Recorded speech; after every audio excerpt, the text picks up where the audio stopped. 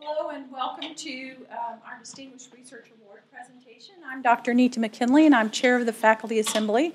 And I want to welcome you here, especially the students here. I think there are a lot of students from Urban Studies, so very welcome here. I have the honor to introduce to you the winner of the 2014 UWT Distinguished Research Award winner, Dr. Yonn Dierwechter. Dr. Dierwechter is Associate Professor of Urban Studies. He earned his PhD from London School of Economics in 2001, and he was hired that same year by UWT to be the first faculty member to start the new Urban Studies program. Dr. Dierwechter is author of the book Urban Growth Management and Its Discontents, Promises, Practices, and Geopolitics in the U.S. City Regions, which links smart regional growth to the geopolitics of city regional development. And he's currently working on a co-authored book, Smart City Regionalism in Transition. Dr. Dierwechter describes his research as seeking out just, competitive, and sustainable forms of urban redevelopment and social opportunity. He frequently works with local growth and development commissions, and he's consulted extensively with the Organization for Economic Cooperation and Development in Paris. Dr. Dierwechter will be presenting a talk to us today entitled Rain Without Thunder, City Regions and the Search for Sustainable Order. So, Dr. Dierwechter.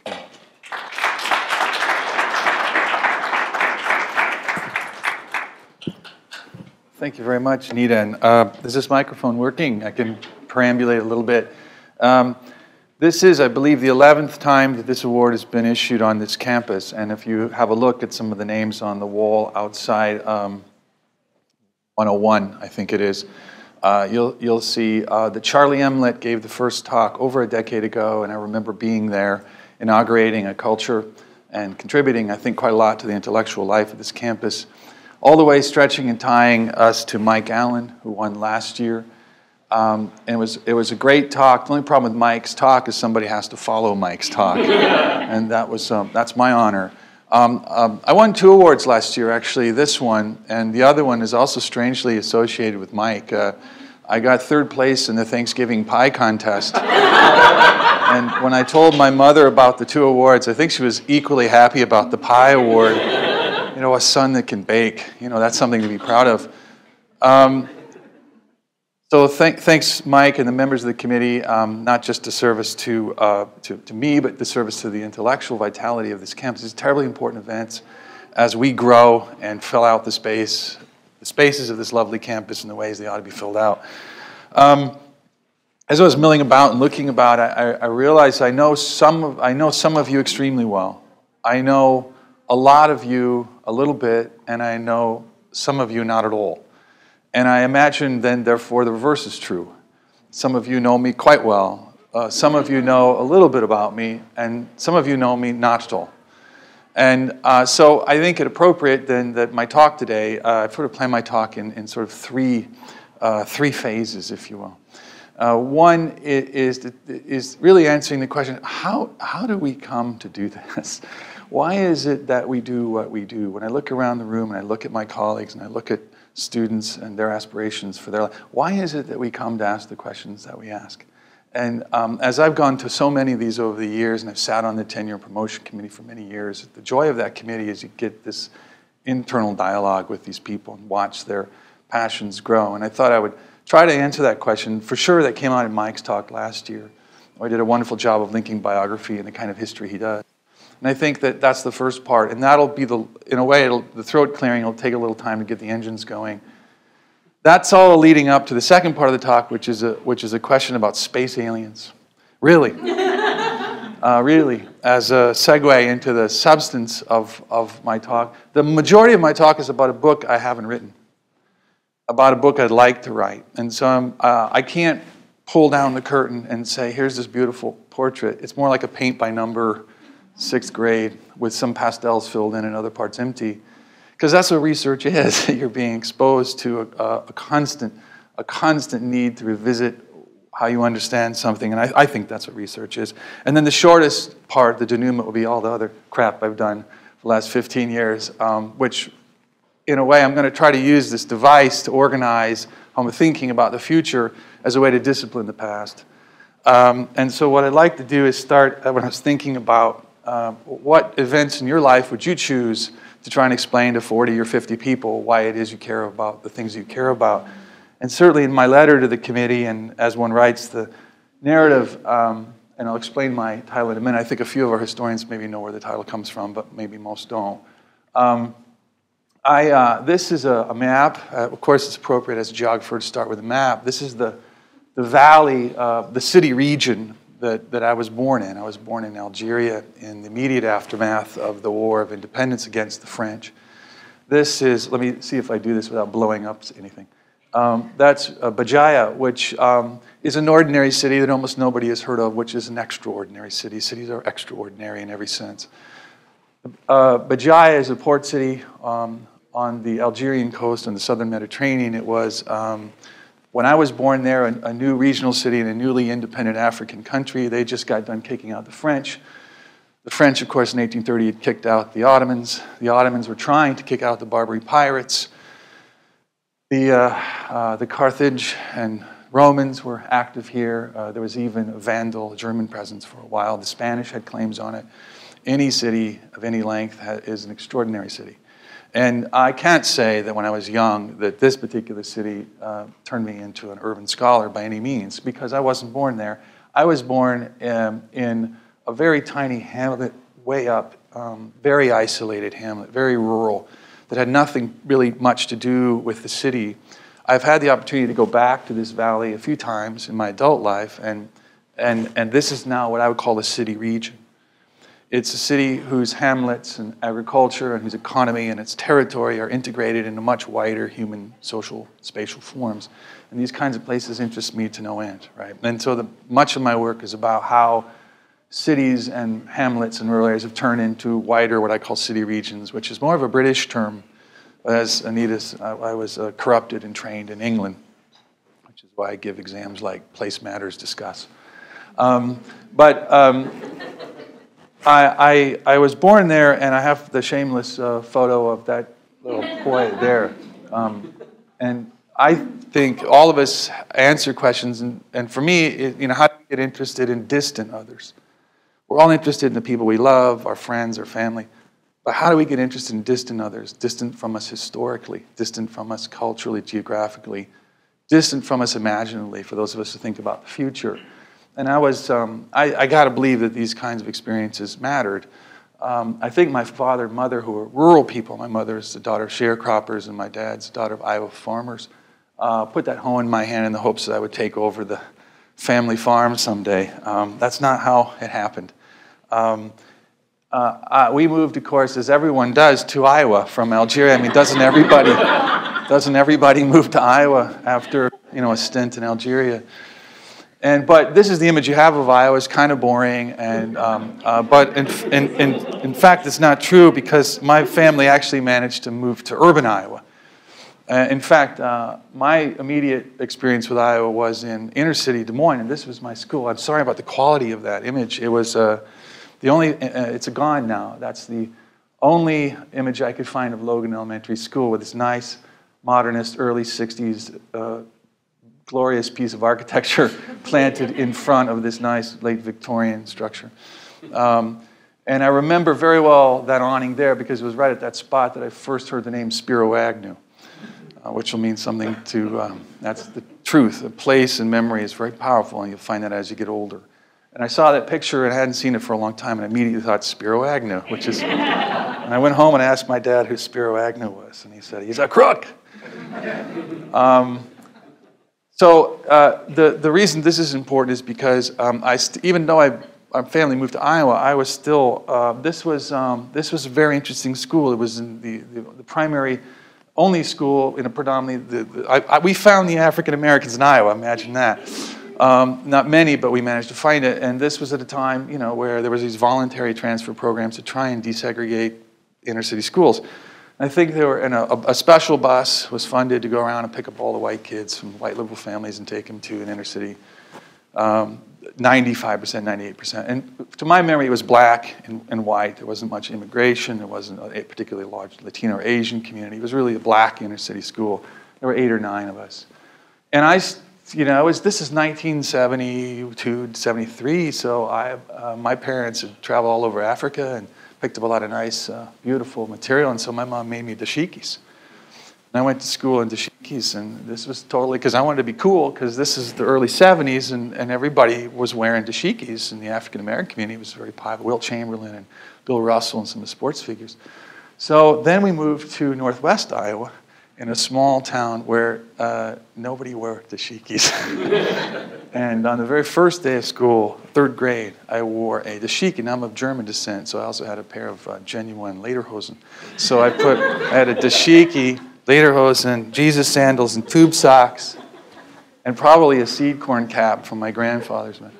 And I thought I was being cosmopolitan, but I was really, an early postmodern variation of cosmopolitan hick, I think. It was a shock. So for me, going from Iowa, going from a kind of a Berber, faint memories of Berber and Islamic culture, called prayer, braying of donkeys, smell of olive oil, and then going to inner city, the only really African-American community outside of Waterloo in Iowa, and being a minority. These are powerful experiences, for sure, and then going to a northwest rural town and growing up there. My dad is a really interesting man, and flew around all these small towns as a surgeon, and he established a practice there and went all these small towns, so we had an airplane. And so this is a picture which, if my sister knew I was showing you, would surely kill me. But this is us observing the total solar eclipse in North Dakota. I think it was 1980. I think it was a few months before Mount St. Helens. And this, I asked my dad last week, I said, do you have a picture of our telescope? And he rummaged around, and that's what he found. And my dad and I spent a lot of time looking at stars. And I thought, and so somebody that I respected a lot, that wasn't my parent, wasn't a teacher, wasn't my birthday, wasn't Christmas, gave me a book.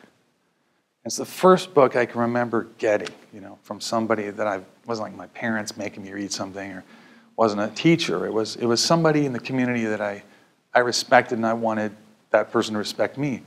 And I think this is really important for children, isn't it? To have adults care about them that aren't their parents. And so mentoring children is so important. And he was a local minister, and he was a theologian. He was a really impressive man. He's gone on to write really interesting theology. And he gave me this book, and it was a book about astronomy, right? Or he thought it was, because he wanted to encourage my interest in astronomy, which was quite passionate. I was really interested, and I was reading lots of articles on pulsars and that big asteroid that was surely going to hit us, and all that stuff. And I was able to look through these telescopes and see whole galaxies, and this is a great memory from my childhood. It was always cold, because the best constellations are always in the winter. And who goes from Iowa to North Dakota in the winter? Same people that go from Algeria to Iowa.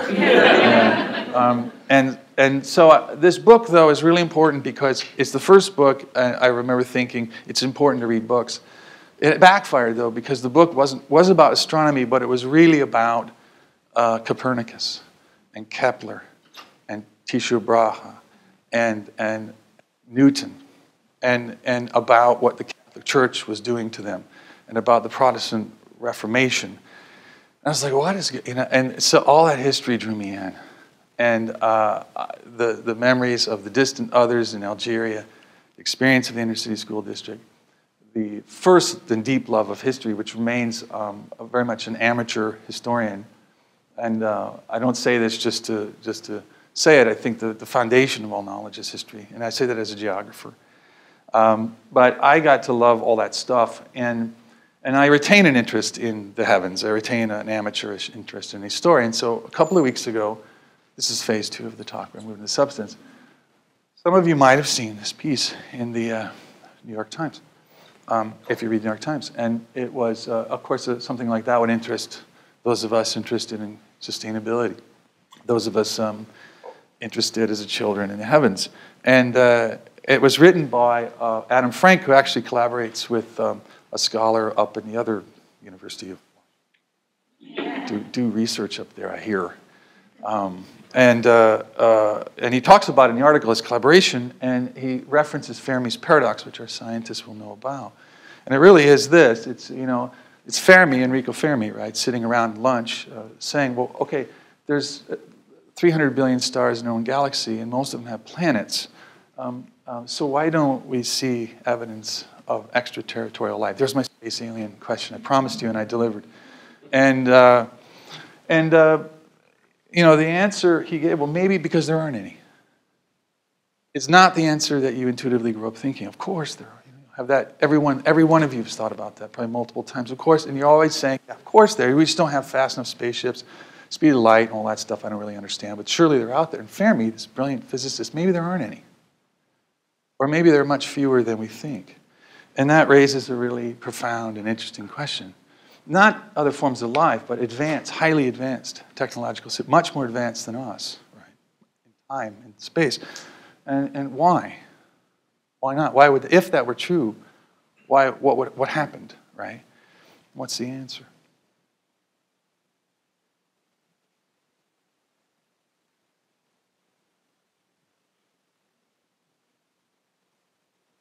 Maybe we don't make it. And it's interesting because it's coming from a physicist and it's coming from astrobiologists who are asking fundamental questions about life and how it forms, and thermodynamics, and how we take energy and we transform it into things and we create waste, which is the fundamental problem of sustainability in my view. And so I like this idea. I like this idea of the bottleneck as a kind of a metaphor, because I think about cities and I like drawing PowerPoint diagrams, apparently. So, you know, I as an amateur enthusiast of the city as a historical problem, I teach a class where I try and push back the city, you know, to the ancient. But we're talking about a very recent process here. Maybe there's a big debate about cities and whether they follow agriculture or whether they evolve with agriculture. I happen to be of this view right now, for agriculture. Then we finally get something approaching cities in Sumer. And then and we get cities like Bajaya appearing. Probably the Phoenicians knew about the Berbers, and certainly. And finally, we get this watershed. For me, as a geographer and as thinking about sustainability, this is where the bottleneck starts to come into view, when cities fundamentally transform into machines that can harvest enormous amounts of energy, transform those into new kinds of economies, new kinds of societies, and create enormous amounts of waste. In other words, having a capacity to speed up thermodynamics at a massive scale. And this process then raises the question, where are we going? Right? And I would put the city at the heart of that question. Of course I would.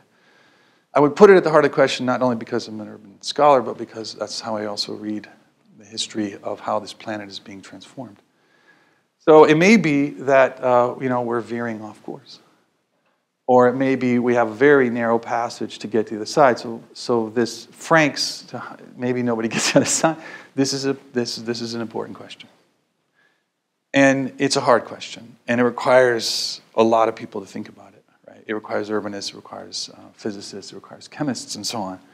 I would note that this rich literature is emerging, which puts the city at the center of this question.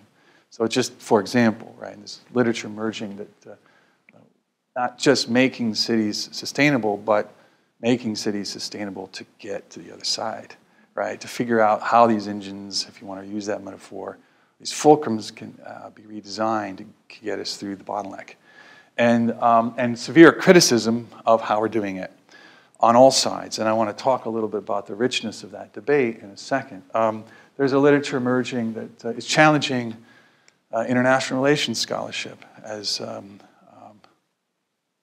strangely so fixated on the nation state, and arguing for a more city-centric theorizations of international relations, particularly around environmental governance and new networks form. There's a literature, Ben Barber is a well-known political philosopher who has made an interesting argument about what would happen if mayors ruled the world, and a pretty serious critique of the nation state as a Westphalian form emerging, and that may be running its course, and a set of new networks around cities And their argument in a nutshell, cities and their regions are increasingly at the forefront of the global search for a sustainable order. This is an argument, not a fact.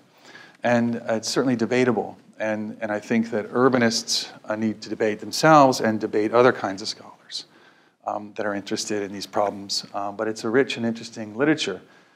And then finally here, this is great to talk about this, but what interests me is, for a long time I was calling this book I had in mind, The Struggle for Sustainability. So I was thinking a lot about struggle, and of course, you immediately start thinking about other kinds of struggles like civil rights, and the great towering figure of Frederick Douglass, and probably his most famous quote, or one of his most famous quotes, if there's no struggle, there's no progress. Those who profess to favor freedom and yet deprecate agitation. This is not a word we use anymore.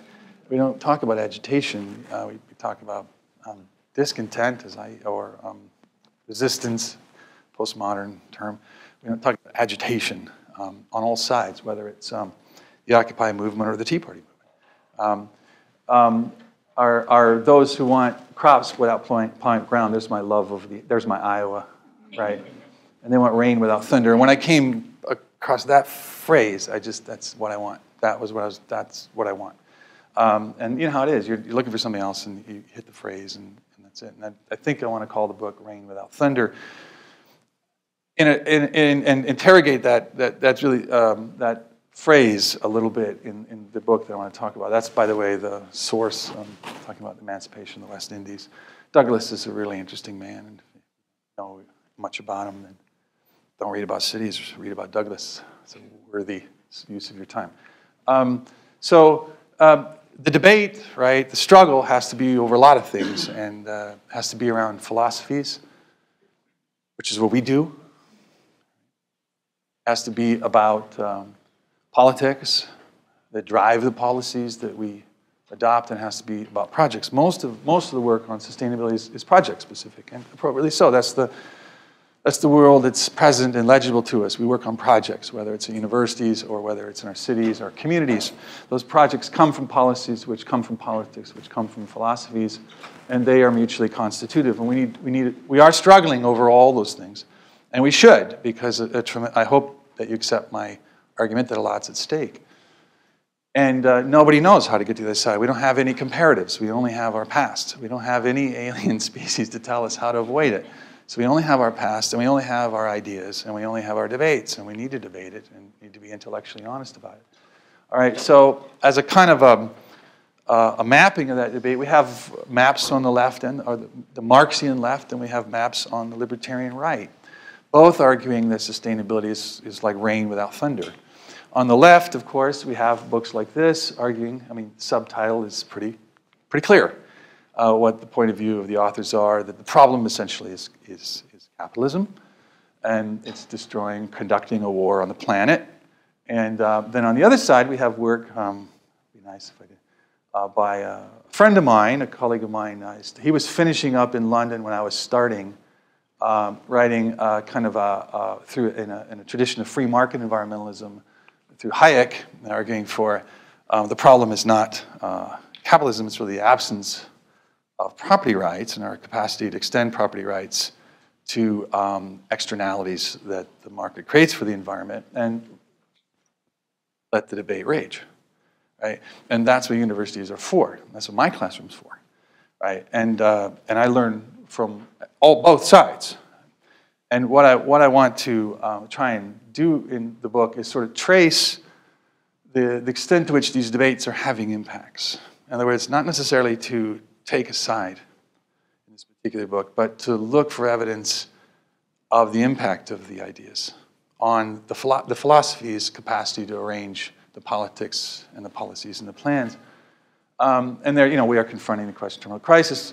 These are just excerpts from these two pieces. Environmental externalities represent potential profit opportunities. In other words, if we could figure out how to extend property rights to the atmosphere, we'd have a cleaner atmosphere. That's the argument. These are serious arguments from serious intellectual traditions. And I take them as serious arguments, and I'm interested in exploring their life, as it were, their actual activating life in cities There is a rich literature that myself and my colleagues are all contributing to. This wonderful book on environmental history of Seattle. Edgar Peterson I'm plugging here because he will be on campus, maybe, hopefully. Edgar, this is sort of writing, obviously entering this discussion from an environmental angle. Edgar, and this is a book on Cape Town, talking about it from, Edgar was imprisoned by the apartheid state as a social activist. He's writing from a social justice perspective and thinking about urban sustainability from a very strong social justice perspective. And Cape Town has a long history of activists, anti-apartheid politics to draw on, to more technical and sort of green economy discourses. Lots and lots of stuff coming out of Holland on particularly the role of universities in leveraging a green economy, right? And all of these are aspects of a really interesting debate going on in urban studies and sustainability studies, as well as in international relations. I think a lot of things are coming together to make a new, interesting, active research frontier. So how do I think about it, or how do I plan to investigate it? And this is where the paint by number, right? I accept what I call bioenvironmental ontology about the planet.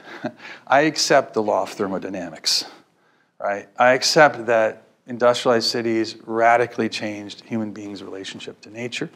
I accept that we have no clue what to do with all this waste, that we're learning how to think about our relationship to nature and cities differently. So I think what sustainability is fundamentally about is figuring out how to harvest energy or the speed of thermodynamics in a really way. But I am not a scholar of that. I just accept this as a kind of axiom and then work from there. I'm on the outer layers here, and I'm interested in if this is kind of an ontological commitment, then my heuristic device is to kind of open up the relationship through a series of policy arenas, if you will, or a series of windows, right? They're out my windows, but they're not my windows. They're empirically there. This is what cities are doing. Cape Town, Ronstadt, Geelong, Australia, Nuremberg, Germany, Rennes, France, cities I'm familiar with, Forlì-Cesena in Italy, Rome, so on. They're all thinking about moving towards public mobility, socioeconomic inclusion, integration, smart materials. All these warrant more time than I have here today, and I want to make sure I finish. I've been thinking about some of these more than others, and I want to stress that even though these are my epistemological choices, they're also not ones I just make up. They're ones presented to us as scholars by the activities going on in cities all around the world. There is a remarkable policy convergence or philosophical convergence around what to do. It doesn't mean that, by the way, these are different questions. Sorry about that, painful. Forgot to take that off before. Painful there. There's an internal set of questions about whether or not closed-loop consumption activities, like, for example, taking your own coffee cup to a coffee, is actually better than just, that's a question for chemists.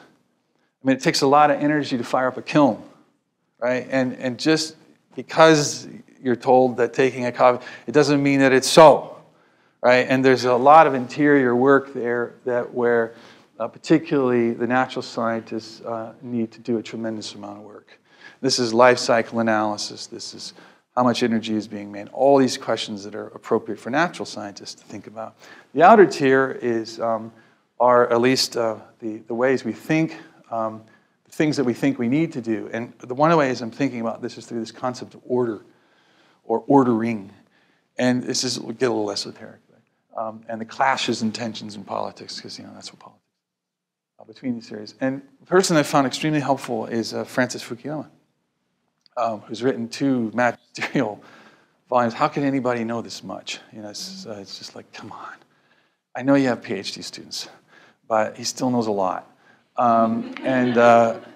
It's a tremendous contribution. I think more of a contribution than Thomas Piketty's contribution, for example. It's a profoundly impressive 2-volume set where he's thinking about where does political order come from. As a political scientist, as a philosopher, and tracing it historically. So of course this appeals to me. And I'm not suggesting necessarily I agree with necessarily all of his arguments. He's arguing a different tradition in many ways than my own, but he makes a really interesting set of arguments around that kind of what he views as a normatively desirable political order is composed of three things. It's composed of the rule of law, democratic accountability, and what he calls effective statecraft. And he says, his argument is basically they don't emerge all at the same time in the same place at the same speed. China developed a very effective state early and very little democratic accountability. It's still struggling with. He argues, and Americanists in the room might disagree, that Americans developed a very strong tradition of democratic accountability, but only developed an effective state later. And it's very, very hard for the elements of an order to move in tandem and to come together in ways, and that it's probably the case that different places are better at some things than other places. There's a political geography to the evolution of political order. All right, and I find this very interesting. So we know that city regions are very different, but different group of factors are constantly trying to exert control for developments in the city regions. And so I'm trying to think about that. I won't go into all that because I want to leave a little bit of time for the work I've actually done. If we define, and I'm opening up the discussion of sustainability through those 5 windows, are they driving this way? I'm interested in the coalitions and the arguments, the arguments for market liberalism, the arguments for eco-state progressivism, the arguments. See, I'm interested in their actual existing political life and how they're shaping, and sort of stepping away in this book from a normative. I want that to happen. I'm this. I just want to step away and say, well, how are these discourses moving around? Greater Cape Town, Greater Seattle, I know Tacoma doesn't. Greater Seattle Metropolitan Region, and the Ronstadt as my 3 cases. And I think I'm going to be pushed quite a lot by reviewers on why those 3 cases. Not others, but I don't care. I'm interested in them.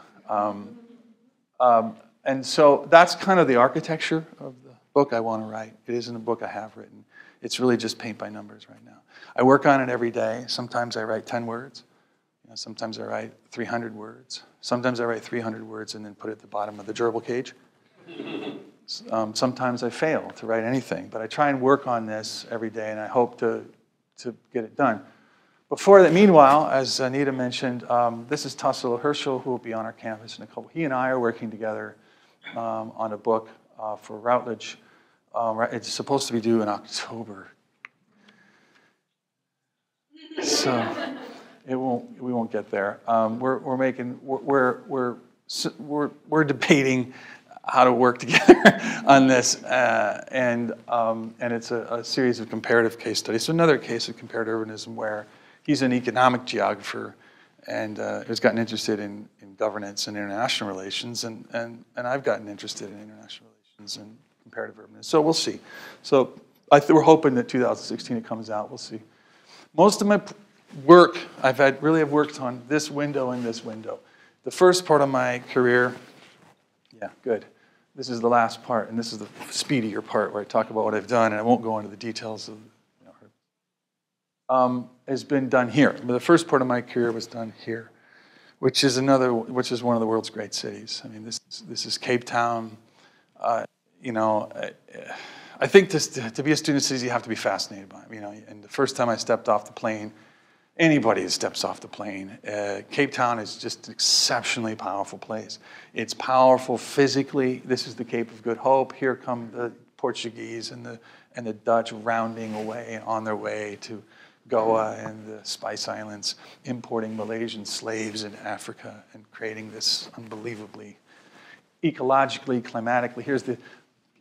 There be Antarctica, so this icy current coming up, cold on this side, Indian Ocean coming down, crashing together, creating an exceptional flora and fauna. It is a powerful city, and you go there. It is also the city. It is also a city that was most deeply scarred by apartheid. It is a city that doesn't work for whole heaps of people. I love this picture so much. I've shown it a few times because, so my PhD was really on the economic lives of these folks, the sort of the economic geography from below, in the way that the planning system is trying to deal with that. The people crossing the infrastructure and tracing out livelihoods and survival strategies that had nothing to do with the formal geography and the formal imaginary of the city. And so the PhD was really an exploration of the economies emerging out of those kinds of neighborhoods and crossing over and insinuating themselves into the space economy and the challenges it was posing for plans. And that's just a lot of boring stuff you can read later. And those are a lot of boring maps you can try and figure out later. And then, so that Cape Town work is something I set aside when I moved here, and I got here, and of course there's a tremendous lot of interesting things going on here.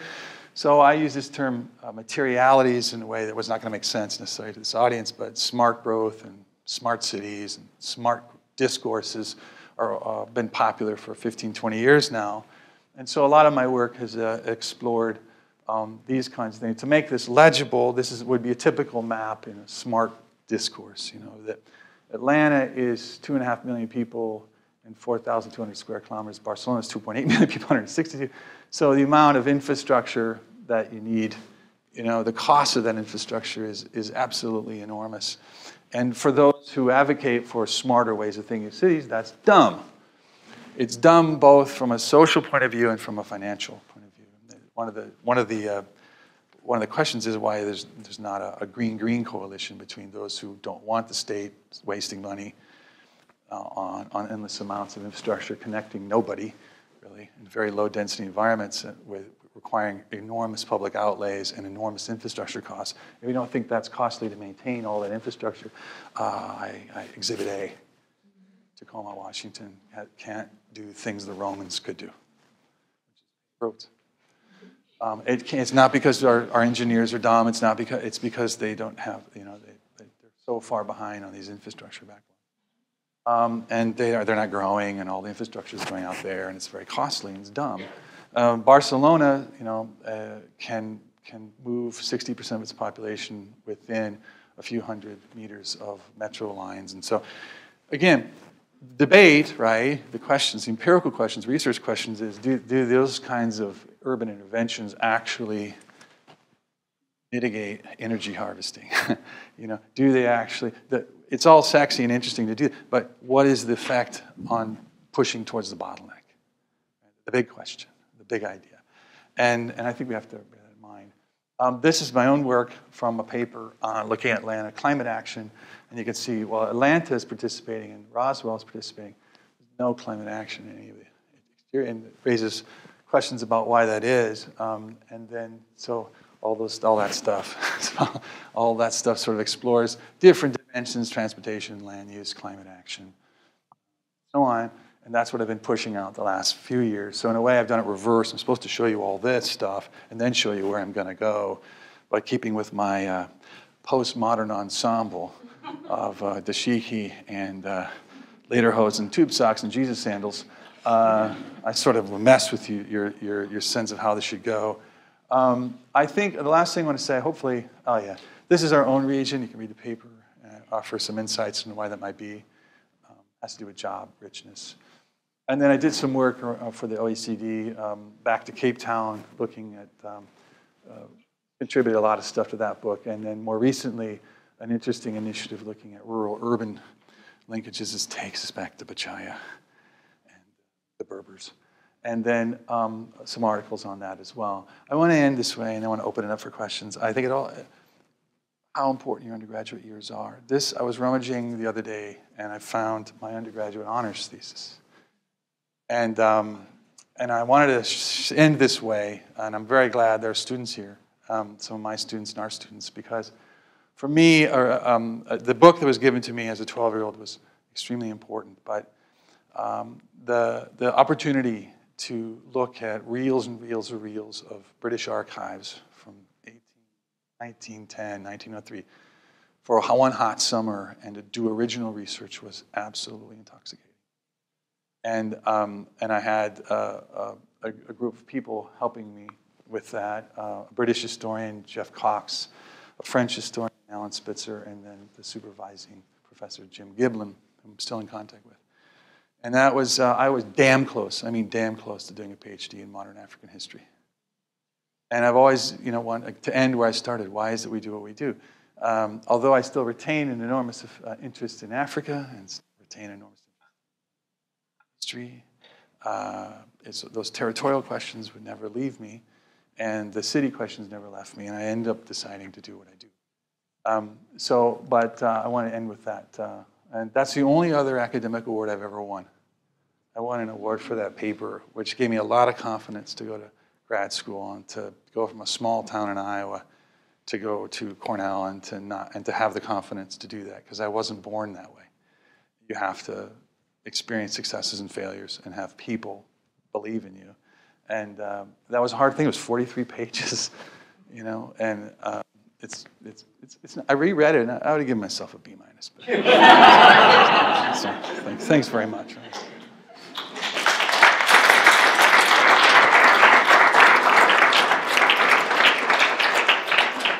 So questions, if you're not exhausted, I am.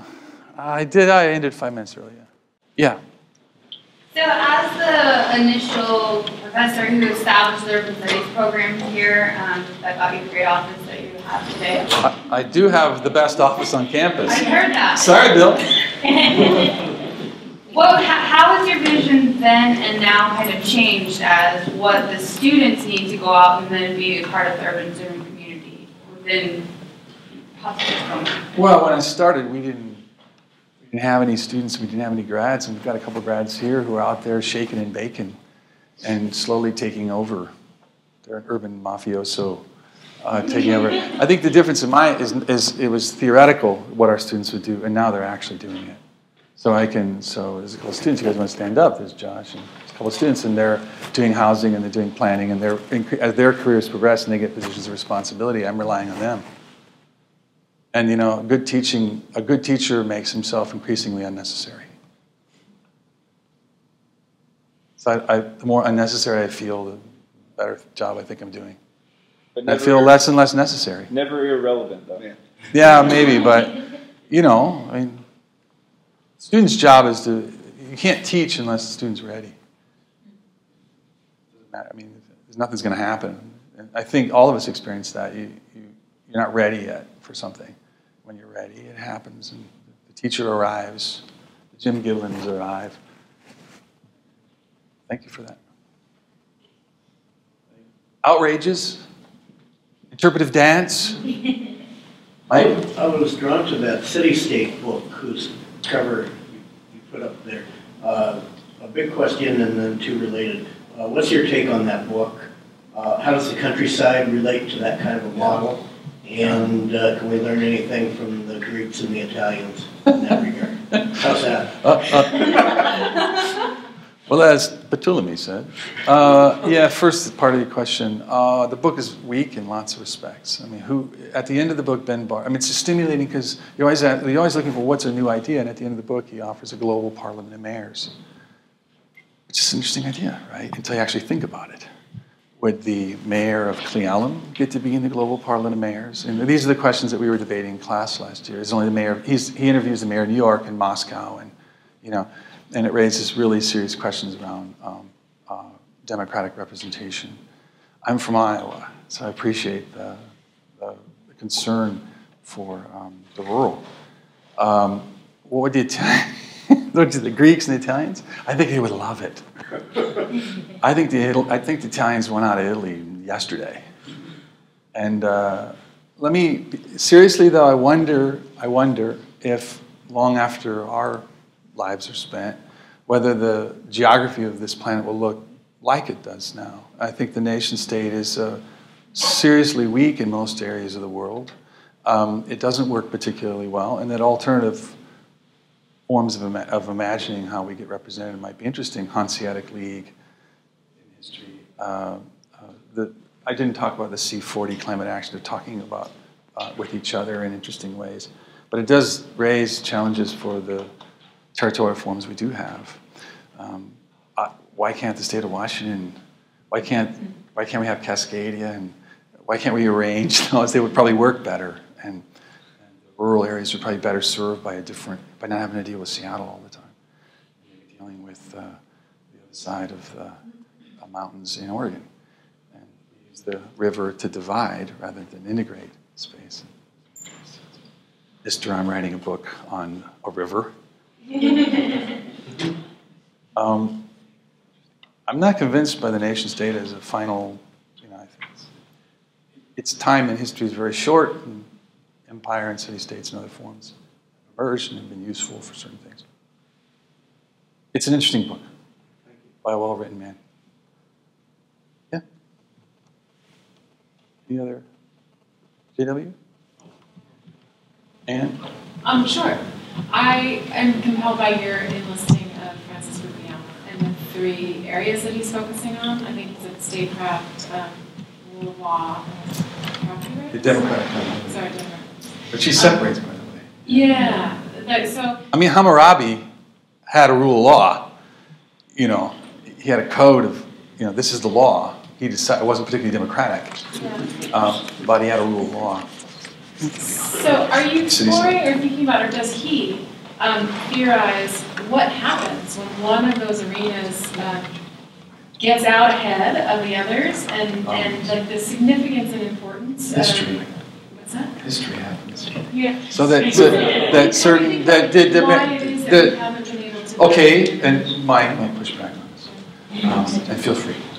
But his claim that the American state doesn't become a modern state until the 20th century, right? It's a particular position. We have very robust and strong democratic traditions. It's the opposite for him in Europe. They inherit statecraft from the monarchical polities, but are not so great at democracy. And I think it still is a problem. They are struggling in ways to deal this thing in France and Holland. They're really struggling with how to include different people in their polity. And Stalin and Hitler wiped out a lot of that diversity and cleaned up the map of Europe. And as they get messy again, they're battling with their forms, I think. So that's how it ends. I love Fukuyama. I think he's a superb writer. I think most social science aren't very good writers. They're just not. And they're trapped in the social science kind of need to cite, and they're not particularly rewarded for being good writers. And Fukuyama, in my view, he's a superb writer. And he makes the complicated clear rather than make the clear complicated. Reward people for complicating things, particularly in isn't the point to, So, and Fukuyama, I like Fukuyama, I don't care what his, he's known for End of History and The Last Man, and he's known for his initial neocon war, and then he's intellectually honest, and he's brilliant. But it's the unevenness of the institutions that attracted me to his books. You can't do everything well. Americans don't do everything well. They do some things well and other things not so well. The Dutch, we had the Dutch the other day, and I was saying, you don't do everything so hot. You're not so great. You're not doing too good with the Moroccans and the Tunisians and the Somalis, and they were uncomfortable with that, and I was happy about that. So not so perfect. Yes, Jay. In a way, that last bit is a bit of a segue to my question, which is a huge question. And so, bigger than Mike's? You got to talk about the Phoenicians? How did you threw up a bullet of a box of socioeconomic inclusion several times. Yeah. And the big question, and you'll take this anywhere you want for a 2-3 minute answer, then we can talk more later. But how do you relate socioeconomic inclusion and environmental sustainability? Well, in the sustainability and the common discourse that's emerged and become dominant in sustainability is the typical way to start is, well, sustainability is the balancing of equity, economy, and ecology. It's how do you build ecologically responsible economies that are justly distributed. Then you get into philosophical traditions of ethics and what is just. They're not questions that you can do an R-squared analysis on. They are philosophical questions. And that different traditions, libertarian, Marxian, differ quite strongly about what that means. I'm interested in kind of exploring what people think it means in different places. What does social economic inclusion mean in Cape Town? Well, you got to think about apartheid and a couple hundred years of colonialism and the aspirations of a newly enfranchised black majority and how do they define. So I'm trying, I know it's hard, but I'm actually trying to say it's geographically contingent. In Cape Town, I think it means access to labor markets, right? Jobs. I think in Holland, it's the identity question around I'm not Dutch like you are. I'm something else, and how am I a member of this polity? One of the programs I'm looking at in Holland is this municipal scale immigrant integration programs. I came across in Delft, for example. But I think the answer to your question is that typically, because in especially sustainability, there's a real concern around the equity dimensions. It's the criticism of the environmentalists is they care more about frogs than people. And you want to say, and that tension between the social justice and the conservation goes back in many ways to best use and economic use. Gifford Pinchot and John Muir. Because when you show that photograph, the outline map of Atlanta, yeah. Well, a lot of a major motivation for that sprawl was getting away from black folks. Yep. And yet, if we said, okay, well, we need to do whatever we can to get people to re-centralize, well, then we're going to have gentrification, which is going to all those folks. And so... What you're saying, JW, is there's no way through the bottleneck. Well, I'm saying that race, as you just implied, race, among other things, difference complicates any attempt to get through. I thank you for that, because a paper I didn't talk about, which urban geography piece, looks at segregation sustainability in Seattle, looks at the fastest growing census tracts and look at how they've changed in both respect to racial composition and economic composition. Is that the paper whose title you threw up? The spaces that smart growth makes. Yeah, I wrote that down. The spaces that smart growth makes, where the two big problems are we're going to spend several $1 trillion reinvesting in the built environment. Where do we spend it? But we have growing economic segregation. And smart growth is able to negotiate those two tensions. Is smart growth even, is it this vehicle to bring about sustainability? Is it the American answer to sustainability? Because if it is, and that's not working, where are we veering? Of course. The big question, if the astrobiologists are right. It's a very profound question. Sorry to leave you with that. I just want little green men to come and give us a cheap form of renewable energy. Okay, thank you very much for coming. And thank you for the question.